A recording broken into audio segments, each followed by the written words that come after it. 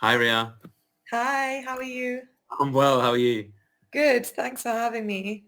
Amazing, amazing. How's your day been? Good. It's evening now, but yeah, so winding down for the day or just Uh, getting going. a bit of a night owl. So just tell everyone where you're joining us from. I'm joining you from Nairobi, Kenya, which is the headquarters of my business and my home. Oh, amazing. Okay, and how long have you lived there? I'm actually fourth generation Kenyan, so I've been here most of my life. Hmm. I was born in the UK, but I spent, yeah, a vast majority of my childhood and living in Kenya. Brilliant. I hope it's not too late over there. Why don't we just get stuck in because there's a lot to cover with you as a founder and obviously the business that you represent and you founded. So the first question really is, if you wouldn't mind describing for our guests today, kind of what Lilabare is, and also if you can expand on some of your role and your key duties at the moment. Sure. So Lila Bear is a sustainable clothing brand. As much as I don't like to use the word sustainability or sustainable as much. So I would say it's a circular and regenerative clothing brand. We prioritize artisanal innovation and social inclusivity.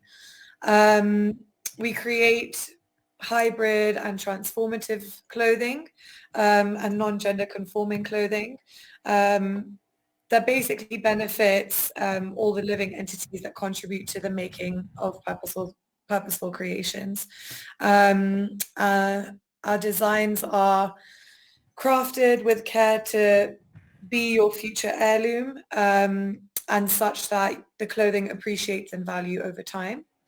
Okay. And just talk about what I'm currently focusing on right now. My key areas include innovations and development of our artisanal practices. So that involves materiality, fabrication, input, and design, as well as consistency in the scalability of our upcycled ranges, and a stable and hyper-local supply chain that um, pushes the boundaries, I suppose, of using the heritage and strengths of our artisanal communities and partners. Amazing, amazing. And when you say hyper local, are we talking about Nairobi or anything wider than that?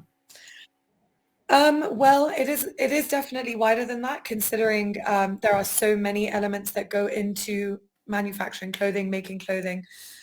So it is East African, traceable to plant state, the cotton plant state. So we've got to give you an example, I've just developed a signature textile Hmm. that is partially the cotton grows in Uganda and the majority of it grows in Kenya.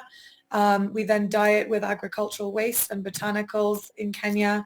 It's spun into yarn and loomed by hand in Kenya within the Nairobi area. So that's about as local as I feel you can get Right. if you're developing a whole range or an entire fabric or something, in my experience so far.